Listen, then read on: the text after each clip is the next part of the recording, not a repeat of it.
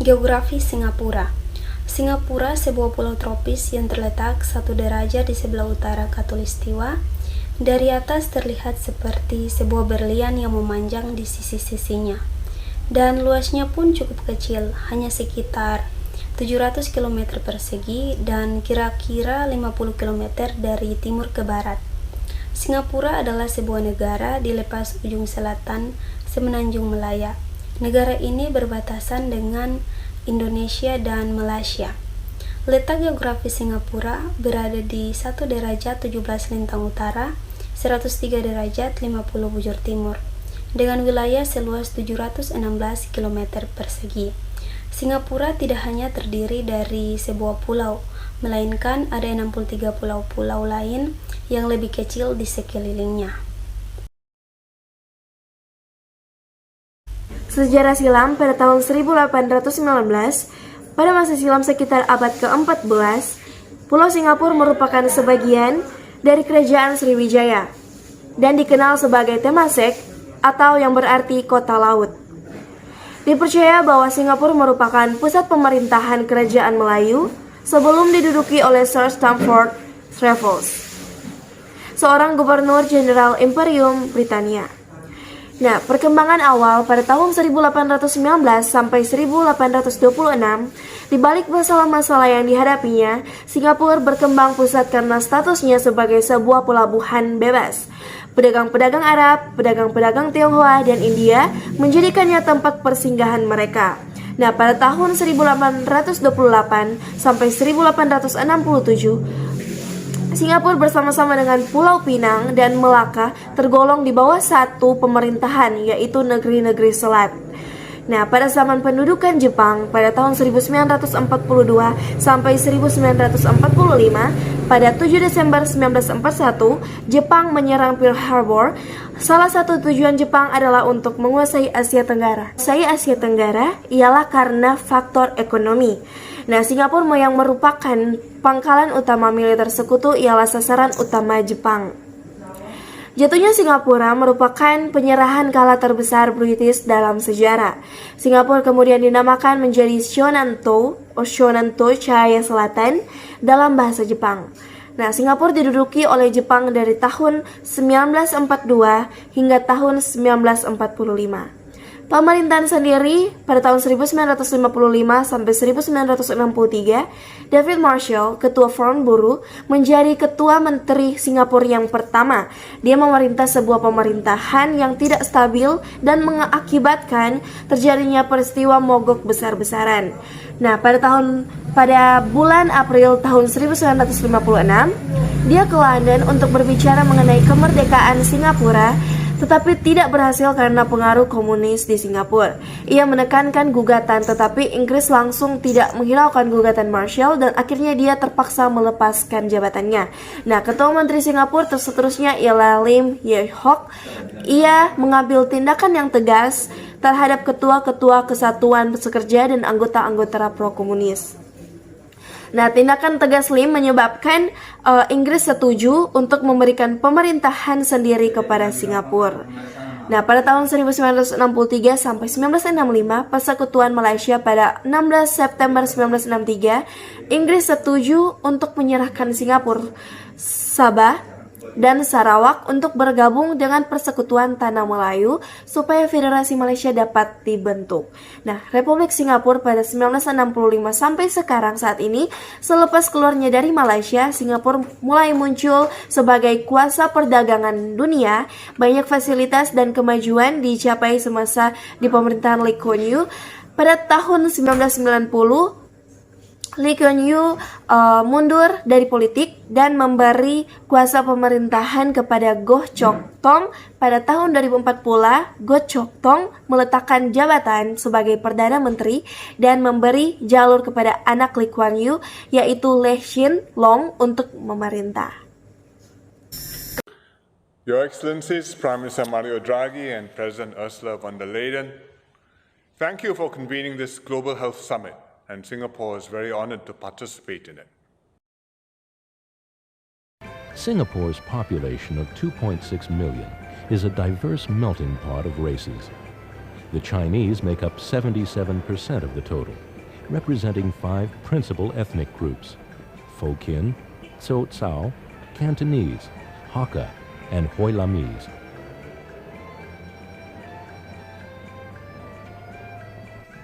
Pendudukan atau migrasi dan imigran di Singapura.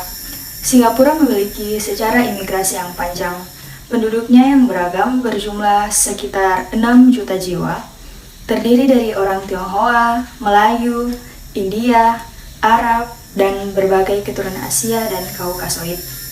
42% penduduk Singapura adalah orang asing yang bekerja dan menuntut ilmu di sana. Pekerja asing membentuk 52% dari sektor jasa. Negara ini adalah yang terpadat kedua di dunia setelah Monaco. Ate Kernay menyebut Singapura sebagai negara paling terglobalisasi di dunia dalam indeks globalisasi pada tahun 2006. Populasi Singapura dilaporkan mencapai 5,7 orang MN pada tahun 2020. Rekor ini turun dibanding dengan sebelumnya. Data populasi Singapura diperbarui tahunan dengan rata-rata 2,7 orang MN dari tahun 1950 sampai dengan tahun 2020 dengan 71 observasi. Data ini mencapai angka tertinggi sebesar 5,76 MN pada tahun 2019 dan rekor terendah sebesar 1,0 orang MN pada tahun 1950. Data populasi Singapura berstatus aktif di CEIC dan dilaporkan oleh CEIC Data. Data dikategorikan dalam Global Economic Monitor Worldland Plus. Sistem pemerintahan dan politik Singapura. Singapura adalah sebuah republik parlementer dengan sistem pemerintahan parlementer unikameral Westminster yang mewakili berbagai konstituensi. Konstitusi Singapura menetapkan demokrasi perwakilan sebagai sistem politik negara ini. Politik Singapura mengambil bentuk republik parlementer perwakilan, di mana Presiden Singapura sebagai kepala negara, Perdana Menteri sebagai kepala pemerintahan, dan sistem multipartai. Terdapat 3 cabang dari pemerintahan, yaitu eksekutif, legislatif, dan yudikatif yang mengacu kepada sistem Westminster. Eksekutif terdiri dari kabinet yang berasal dari parlemen dan presiden Singapura. Tampuk kekuasaan eksekutif dipegang oleh kabinet yang dipimpin oleh Perdana Menteri. Perdana Menteri sendiri yang merupakan kepala pemerintahan dipilih oleh parlemen, sedangkan anggota kabinet yang dikenal sebagai menteri diangkat oleh presiden atas saran dari Perdana Menteri. Kabinet di Singapura secara kolektif memutuskan kebijakan pemerintah dan memiliki pengaruh atas pembuatan hukum dengan mengajukan rancangan. Yang kedua adalah legislatif. Dalam legislatif adanya Parlemen Singapura. Parlemen Singapura adalah penguasa legislatif yang dikepalai oleh presiden. Sebelum merdeka pada tahun 1965 disebut sebagai Majelis Legislatif. Yang kedua adalah proses legislatif. Sebelum undang-undang disahkan, akan diperkenalkan pertama kali di parlemen sebagai rancangan. Rancangan tersebut biasanya diperkenalkan oleh seorang menteri atas nama kabinet yang dikenal sebagai rancangan pemerintah. Yang ketiga adalah Konstitusi Singapura. Konstitusi Singapura adalah hukum tertinggi Singapura. Konstitusi tidak dapat diubah tanpa dukungan lebih dari 2/3 dari anggota parlemen pada pembacaan kedua dan ketiga. Presiden dapat meminta pendapat tentang isu-isu konstitusional dari pengadilan yang terdiri tidak kurang dari 3 hakim pengadilan agung. Selanjutnya adalah Presiden Singapura. Peran Presiden Singapura sebagai kepala negara secara historis merupakan jabatan seremonial, artinya kepala negara yang tidak memiliki hak prerogatif. Namun, hak veto Presiden Singapura ada dalam penggunaan anggaran cadangan negara dan penunjukan Mahkamah Agung, Pegawai Negeri, dan Angkatan Bersenjata Singapura. Presiden juga menjalankan kekuasaan penunjukan dalam keamanan nasional. Pada 11 September 2017 lalu, Departemen Pemilihan Presiden menyatakan Halimah Yaakob adalah satu-satunya calon presiden yang memenuhi syarat pencalonan.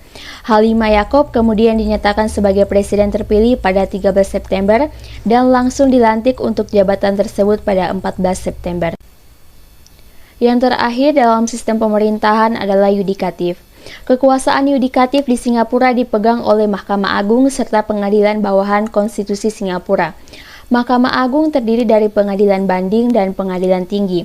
Pengadilan Banding mengurus banding pidana dan perdata, sedangkan Pengadilan Tinggi mengurus pidana dan yurisdiksi sipil. Singapura memiliki hukum yang meliputi hukuman korporal yudisial dalam bentuk pencabukan untuk pelanggaran seperti pemerkosaan, kekerasan, kerusuhan, penggunaan obat-obatan terlarang, vandalisme properti, dan sejumlah pelanggaran imigrasi. Singapura memiliki hukuman mati wajib untuk pembunuhan tingkat pertama, penyelundupan obat-obatan terlarang, dan pelanggaran senjata api. Amnesty International mengatakan Singapura memiliki tingkat kemungkinan eksekusi per kapita tertinggi di dunia. Pemerintah menyatakan bahwa Singapura memiliki hak berdaulat untuk menentukan sistem yudisialnya dan memaksakan sesuatu yang dianggap sebagai hukuman yang pantas.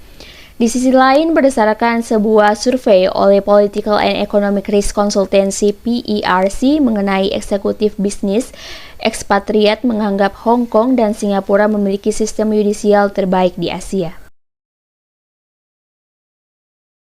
Perkembangan ekonomi. Singapura memiliki sistem ekonomi pasar berorientasi perdagangan yang maju. Ekonomi Singapura merupakan salah satu yang paling terbuka di dunia. Korupsi terendah ketujuh, paling probisnis dengan pajak rendah 14,2% dari produk domestik bruto, serta memiliki PDB per kapita tertinggi ketiga di dunia. Badan usaha milik negara memainkan peranan yang penting dalam ekonomi negara yang memiliki beberapa perusahaan seperti Temasek Holdings yang memegang saham mayoritas di beberapa perusahaan besar negara itu seperti Singapore Airlines, Singtel, ST Engineering, dan Mediacorp. Ekspor, terutama di bidang elektronik, kimia, dan jasa, mencirikan bahwa Singapura merupakan penghubung regional utama untuk manajemen kekayaan yang menyediakan sumber pendapatan utama bagi ekonomi, sehingga negara ini bisa membeli bahan mentah yang tidak mereka miliki. Selain itu, air juga tidak tersedia dalam jumlah banyak di Singapura, maka dari itu, air juga dianggap sebagai sumber daya khusus di Singapura. Singapura memiliki tanah subur yang terbatas, sehingga mereka bergantung pada taman agroteknologi untuk produksi dan konsumsi pertanian. Sumber daya manusia juga menjadi bagian penting bagi kesehatan ekonomi Singapura. Singapura bergantung pada konsep perdagangan intermediate sampai reekspor dengan cara membeli barang mentah, kemudian diolah untuk diekspor kembali, seperti contohnya pada industri fabrikasi wafer dan penyilangan minyak. Singapura juga memiliki pelabuhan strategis yang menjadikannya lebih kompetitif daripada negara tetangganya. Singapura memiliki rasio perdagangan terhadap PDB tertinggi di dunia. Rata-rata berkisar 400% selama 2008 sampai tahun 2011. Pelabuhan Singapura adalah pelabuhan kedua tersibuk di dunia menurut volume kargo. Selain itu, infrastruktur pelabuhan yang baik ditambah pekerja berkeahlian sebagai hasil dari suksesnya sistem pendidikan di negara itu. Pemerintah Singapura mengkampanyekan penabungan penghasilan dan investasi melalui kebijakan seperti Central Provident Fund yang digunakan untuk mendanai kesehatan dan kebutuhan lanjut usia. Tingkat penduduk yang menabung termasuk yang tertinggi di dunia sejak 1970-an. Sejarah ekonomi di Singapura.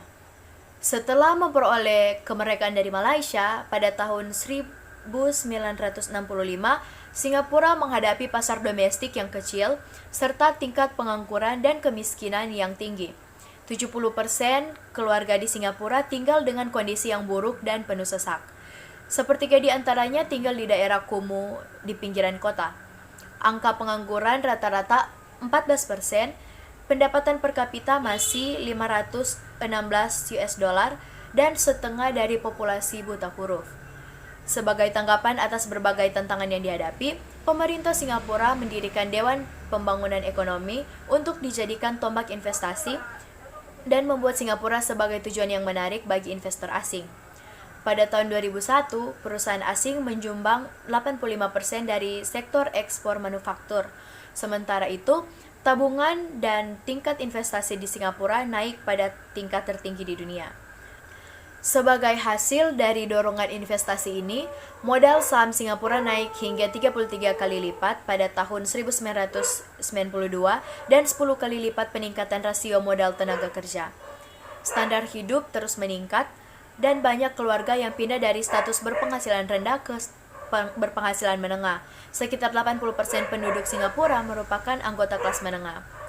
Angka tabungan yang tinggi berdampak pada negara yang tidak terlalu diberatkan akan jaminan masa depan. Singapura juga telah berhasil mengembangkan tenaga kerja yang terampil, mandiri, dan berpengalaman untuk ekonomi global.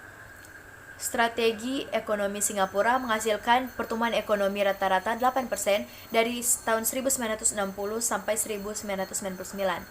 Pertumbuhan ekonomi kembali turun setelah krisis keuangan di kawasan regional pada tahun 1999, yakni sebesar 5,4%. Namun kembali naik ke 9,9% pada tahun 2000. Pada tahun 2001 terjadi penurunan ekonomi sebesar 2%. Hal ini dikarenakan terjadi perlambatan ekonomi di Amerika Serikat, Jepang, dan Uni Eropa. Ekonomi tumbuh sebesar 2,2% pada tahun berikutnya, dan 1,1% pada tahun 2003 ketika terdapat wabah SARS di Singapura. Selanjutnya, perubahan besar kembali terjadi pada tahun 2004, sehingga pertumbuhan ekonomi kembali ke angka 8,3%. Pada tahun 2005, pertumbuhan ekonomi sebesar 6,4%, dan pada tahun 2006 sebesar 7,9%. Pada tanggal 8 Juni 2013, angka pengangguran di Singapura sekitar 1,9%. Perusahaan pemerintah memainkan peran penting dalam perekonomian di Singapura. Perusahaan-perusahaan yang sepenuhnya atau sebagian milik negara ini beroperasi secara komersial dan tidak ada keunggulan kompetitif atas perusahaan milik pribadi. Kepemilikan negara menonjol di sektor-sektor strategis perekonomian seperti telekomunikasi, media, transportasi umum, pertahanan, pelabuhan, operasi bandara, serta perbankan, pengiriman, maskapai penerbangan, infrastruktur, dan juga real estate.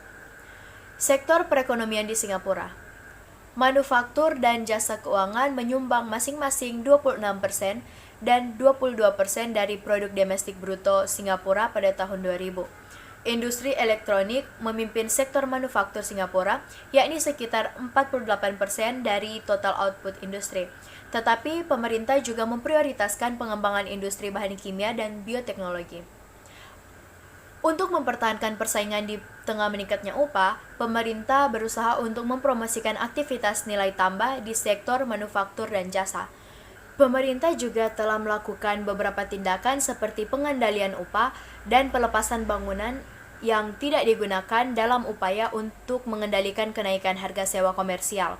Tujuannya untuk menurunkan biaya melakukan bisnis di Singapura ketika biaya sewa kantor di distrik pusat bisnis naik 3 kali lipat pada tahun 2006. Keuangan publik di Singapura. Belanja pemerintah di Singapura telah meningkat sejak awal krisis keuangan global, dari sekitar 15% dari PDB pada tahun 2008 menjadi 17% pada tahun 2012. Pemerintah tidak memiliki utang luar negeri dan surplus anggaran yang konsisten. Utang pemerintah Singapura dikeluarkan untuk tujuan investasi, bukan untuk kebutuhan fiskal. Pajak penghasilan pribadi Singapura sekitar 0% sampai 20% untuk pendapatan di atas 320.000 dolar Singapura. Tidak ada pajak warisan di Singapura. Tarif pajak penghasilan perusahaan di Singapura sekitar 17% dengan pengecualian kepada usaha kecil. Pertumbuhan ekonomi Singapura kuartal 2 pada tahun 2019. Kinerja perekonomian Singapura pada kuartal 2 2019 yaitu lebih buruk dari yang diprediksi sebelumnya. Pertumbuhan ekonomi Singapura telah mencapai rekor terendah sejak krisis keuangan global. Dilansir dari The Straits Times, Kementerian Perdagangan dan Industri atau MTI mengestimasikan pertumbuhan ekonomi Singapura pada kuartal 2 tahun 2019 yaitu hanya sebesar 0,1%. Angka tersebut jauh di bawah ekspektasi para ekonom yang disurvei Bloomberg, yakni 1,1%.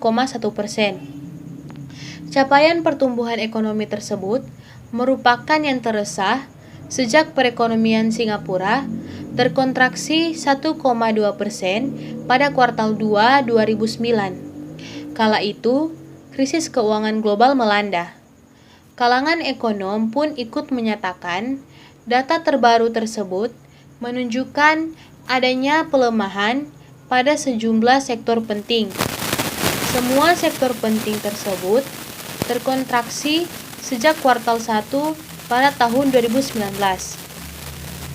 Sektor manufaktur merosot 6% dibandingkan kuartal sebelumnya pada kuartal 2 2019. Sementara itu, sektor konstruksi terkontraksi 7,6% dan sektor jasa terkontraksi 1,5%. Pemerintah Singapura telah meninjau kembali proyeksi pertumbuhan ekonomi pada tahun ini yang dipatok berkisar 1,5 hingga 2,5%. Pimpinan Otoritas Moneter Singapura atau MAS, Ravi Menon menjelaskan hal ini sejalan dengan perang dagang Amerika Serikat dan China memukul investasi, perdagangan, dan manufaktur.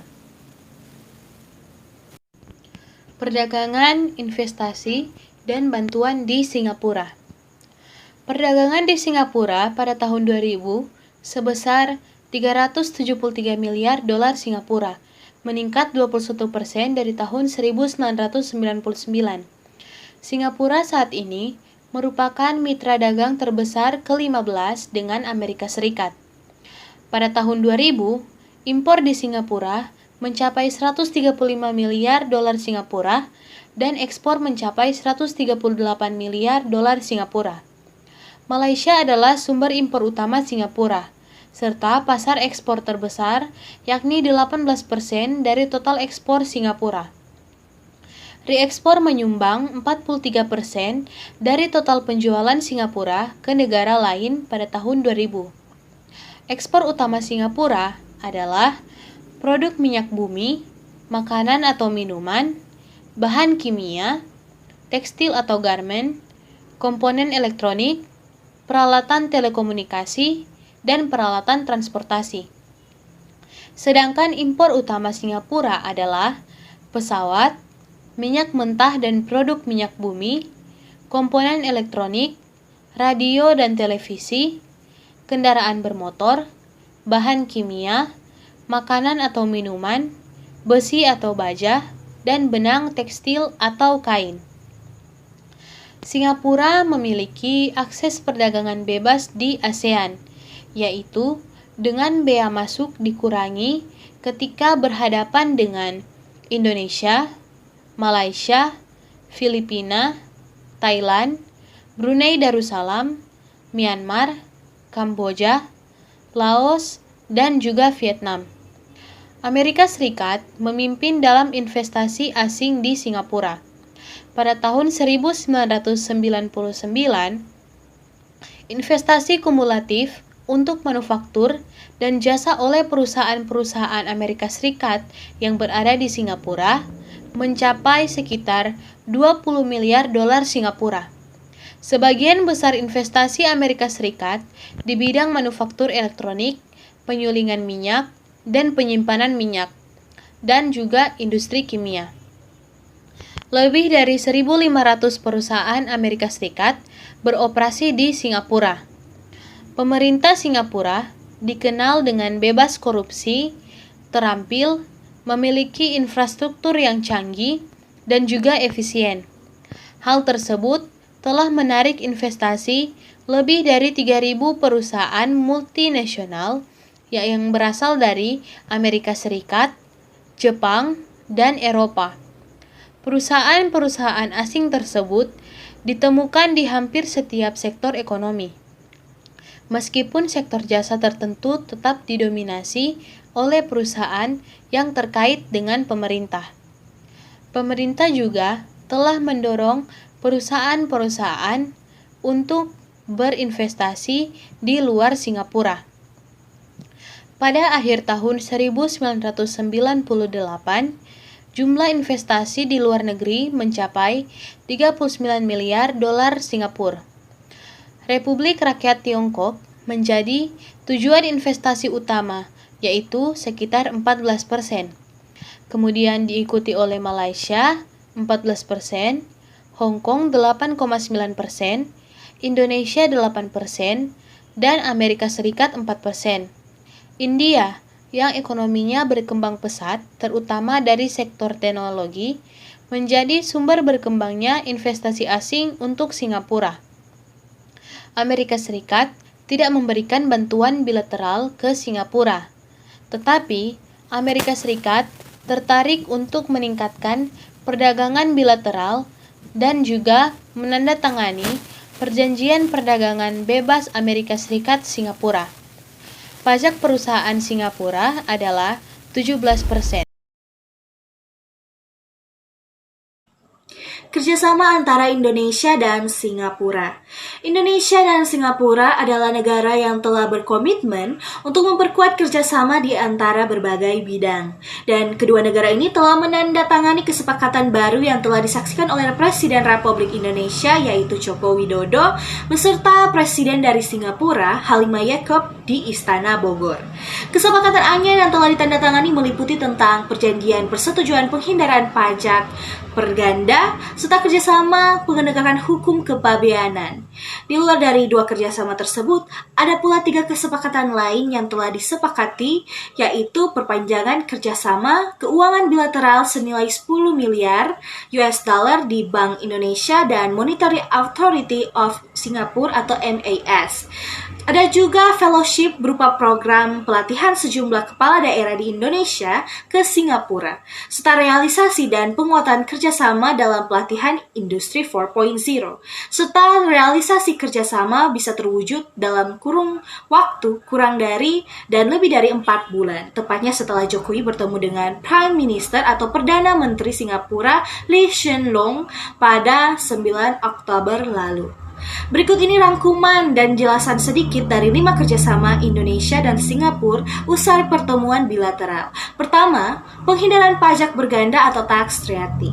Kesepakatan ini telah diwujudkan untuk penghindaran pajak berganda atau tax treaty yang telah disetujui oleh kedua negara yang telah dijelaskan dan ditekankan oleh Menteri Keuangan Indonesia, yaitu Sri Mulyani beserta delegasi dari Singapura. Tax treaty ini ditujukan untuk menentukan alokasi hak pemajakan dari suatu transaksi yang terjadi di antara kedua negara bersumber atau negara tempat sumber penghasilan berasal beserta negara domisili atau negara tempat wajib pajak tinggal atau menetap. Tax treaty ini ditujukan untuk menghindari pajak berganda yang kemungkinan besar akan membebani dunia usaha, serta meningkatkan investasi asing dan meningkatkan sumber daya manusia atau SDM. Dan selanjutnya adalah pelatihan industri 4.0. Indonesia dan Singapura telah menyepakati realisasi dan penguatan dalam kerjasama dan pelatihan industri 4.0. Dalam pertemuan itu, Jokowi mengatakan kedua negara turut membahas kerjasama di bidang investasi dan pengembangan sumber daya manusia. Dan selanjutnya ada pula tentang pendidikan pesantren.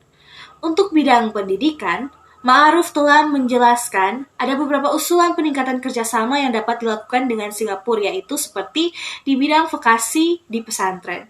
Tujuannya agar SDM para santri dapat terus diperkuat dan dikembangkan. Kemudian di bidang keagamaan, Wapres atau Wakil Presiden Indonesia, Ma'ruf ingin terjadinya interfaith dialogue dalam upaya untuk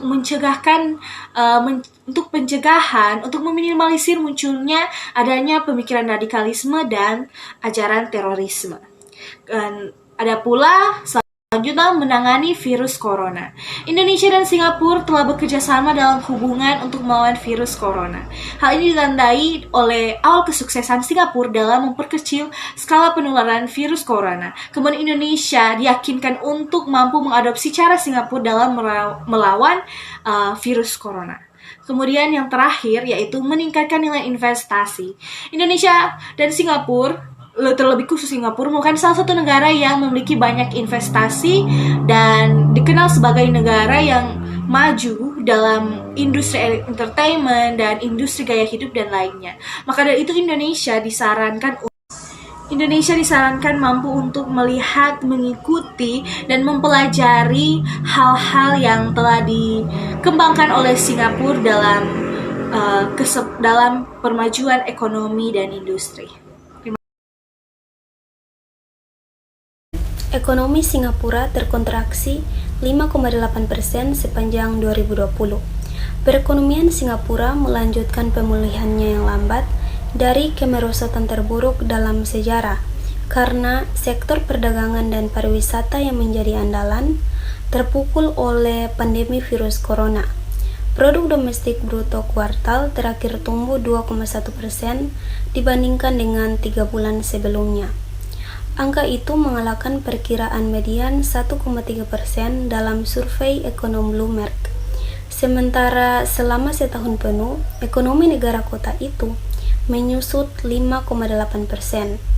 Meskipun lebih baik dari penurunan 6% yang diprediksi para ekonom, ini adalah yang terburuk sejak kemerdekaan lebih dari setengah abad yang lalu dan kontraksi tahunan pertama sejak tahun 2001.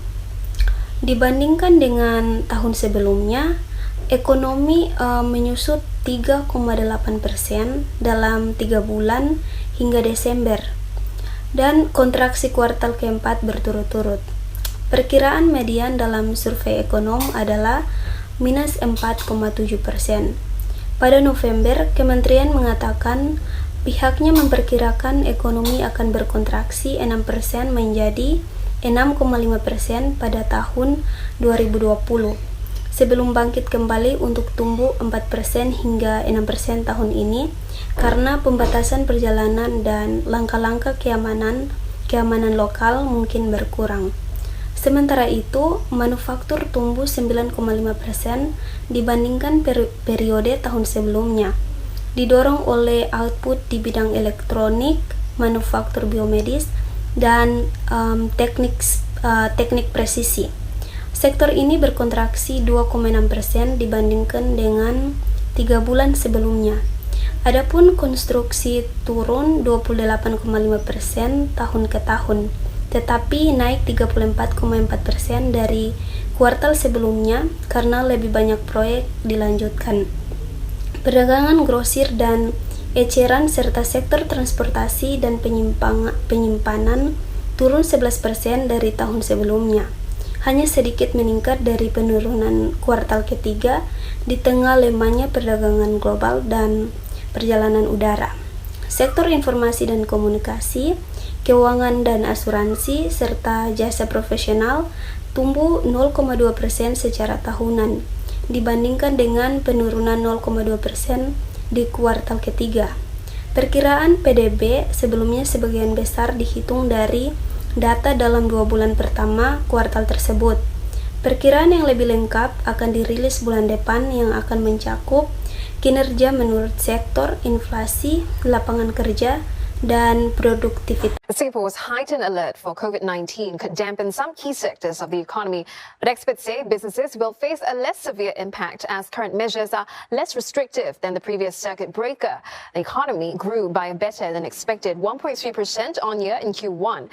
The government has maintained a growth forecast for the year of 4 to 6%, but that could change depending on how the pandemic plays out. Analysts warn that if neighboring countries continue to grapple with the pandemic, it could affect Singapore's export demand and labor. The key thing to watch also is not just what happens locally, but also what happens to our major trading partners. Because actually, if you look in the US and Europe, they're talking about loosening of restrictions with the vaccination progress. They are trying to open up some of the travel options as well. But, closer to home, if you look at what's happening in Malaysia and Japan and India, it's going the other way. So things are still very much in a state of flux. At the same time, Singapore's factory output slowed further in April, growing just 2.1% from a year ago. It is the slowest growth in 6 months. The moderation was mainly due to a drop in the biomedical sector. Even with medical technology growing on higher export demand, the sector was weighed down by pharmaceuticals. Precision engineering output logged the highest growth, buoyed by strong global investment in semiconductors. Sosial atau gaya hidup masyarakat Singapura. Untuk berkunjung ke suatu negara, kita harus mengetahui budaya dan gaya hidup negara tersebut, seperti halnya di Singapura. Negara ini memiliki budaya dan gaya hidup yang tentu berbeda dengan Indonesia. Walaupun masih bertetangga, dengan budaya yang hampir sama, penduduk di Singapura memiliki gaya hidup yang tentunya berbeda. Untuk bekal pergaulan dan komunikasi selama tinggal di Singapura, kita wajib mempelajarinya. Berikut adalah gaya hidup dan kebiasaan penduduk Singapura dalam pergaulan sehari-hari seperti berikut. Hal yang harus dilakukan di Singapura adalah yang pertama, sebagian besar masyarakat Singapura berbicara dengan bahasa Inggris. Gunakanlah bahasa Inggris saat berkomunikasi dengan warga Singapura, karena sebagian masyarakatnya sangat fasih berbahasa Inggris. Selain bahasa itu, mereka juga menggunakan bahasa Mandarin, Melayu, dan Tamil. Makanya wajar jika kita sering menjumpai orang Singapura berbicara dengan bahasa yang campur aduk. Bahkan mereka biasa menggunakan bahasa Inggris yang bercampur dengan bahasa Melayu, biasa disebut dengan Singlish. Dan yang kedua adalah, sendal jepit adalah alas kaki pilihan. Gaya hidup di Singapura selanjutnya adalah mengenai sendal jepit. Sendal jepit di Singapura adalah lazim karena sangat cocok digunakan di iklim tropis.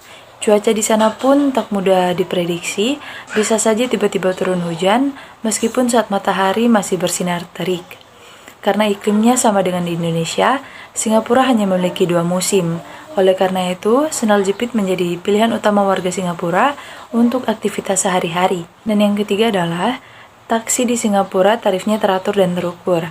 Tarif taksi di Asia terkenal sering naik tarif, apalagi jika ada turis yang menumpangi tak terkecuali di Indonesia.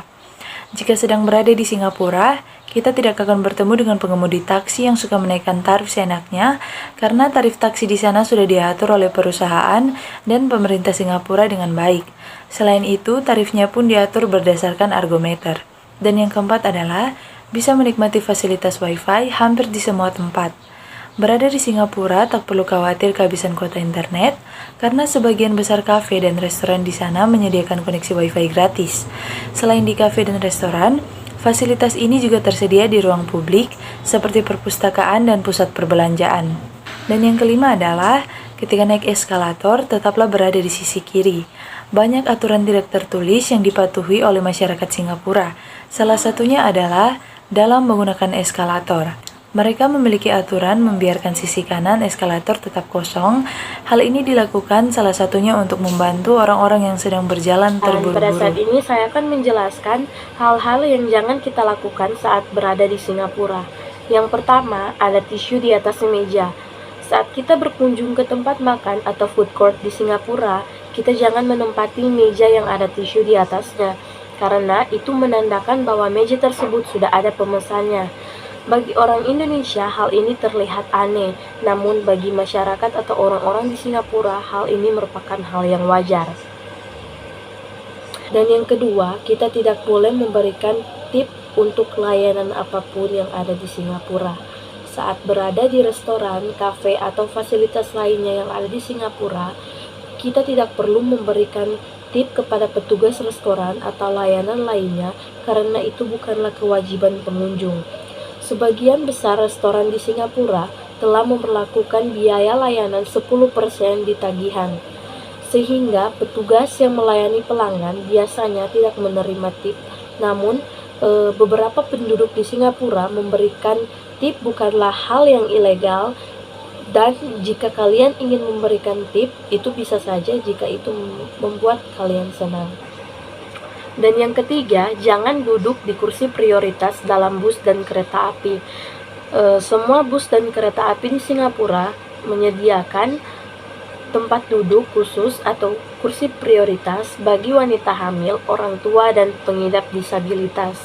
Di dalam kereta, kursi prioritas sebagian besar ditempatkan di sudut dekat pintu, dan sedangkan kursi prioritas di bus ditempatkan di bagian depan. Penumpang lain akan diminta memberikan kursinya kepada orang yang lebih membutuhkan jika kursi prioritas telah full. Dan yang keempat, kalian tidak bisa membeli alkohol atau meminumnya setelah pukul 22.30. Apabila hendak meminum bir, kalian harus meminumnya di tempat yang berizin.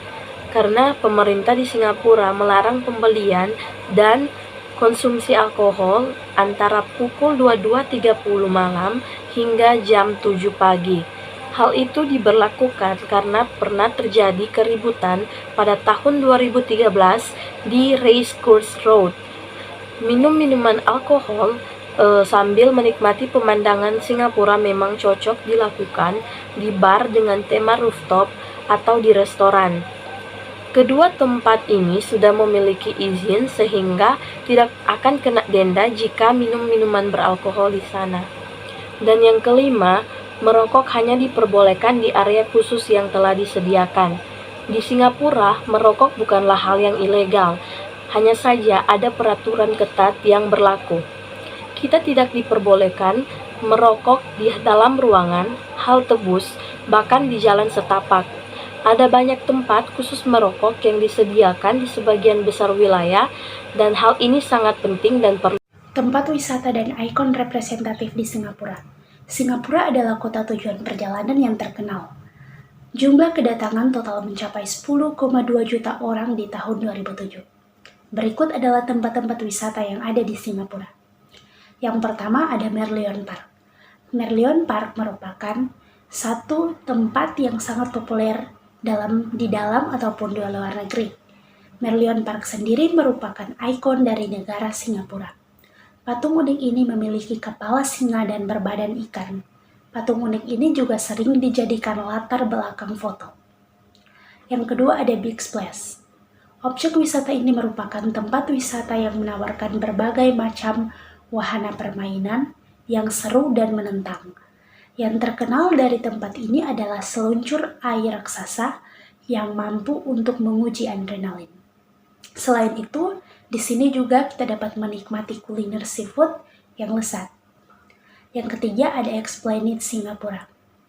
Tempat ini merupakan pusat seni paling aktif dan sibuk di dunia, dengan bentuk bangunan unik yaitu atapnya yang berbentuk seperti buah durian menjadi daya tarik utama. Di tempat ini disediakan area konser, teater, outdoor, dan perpustakaan. Yang keempat ada Botanical Garden. Taman ini memiliki luas 74 hektar dan menjadi paru dari negara Singapura. Dan taman ini memiliki berbagai macam tanaman dari belahan dunia. Selain itu juga terdapat danau angsa yang mempercantik tempat ini. Di tempat ini juga terdapat National Orchid Garden. Yang kelima, ada Chinatown. Chinatown merupakan salah satu tempat yang paling sering dikunjungi wisatawan. Di sini wisatawan dapat belajar tentang sejarah, budaya, serta berbelanja pernak-pernik khas Cina. Dan bisa berburu kuliner khas Cina. Yang keenam, ada Singapura Flyer.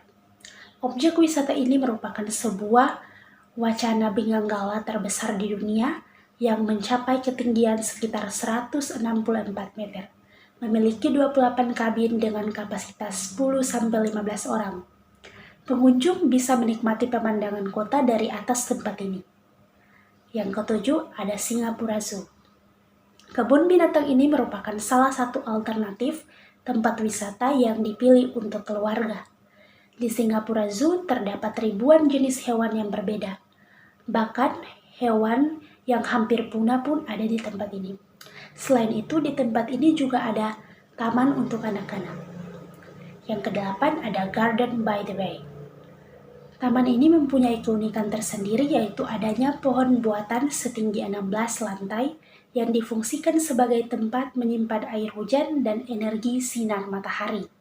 Ada juga jembatan yang menghubungkan antara pohon-pohon ini. Selain itu juga terdapat pula Cold Forest and Flower Dome. Yang kesembilan ada Sentosa Island. Tempat ini merupakan sebuah pulau kecil yang menyajikan berbagai macam wahana seru, mulai dari pantai sampai wisata hutan. Wisata ini juga bisa menaiki kereta gantung untuk bisa menikmati panorama pulau ini.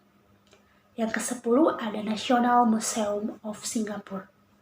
Museum ini merupakan museum yang berusia paling tua di Singapura. Di tempat ini, pengunjung bisa belajar tentang sejarah, budaya, seni, serta peralatan lokal negara Singapura. Memiliki bangunan dengan arsitektur Eropa membuat tempat ini sangat megah.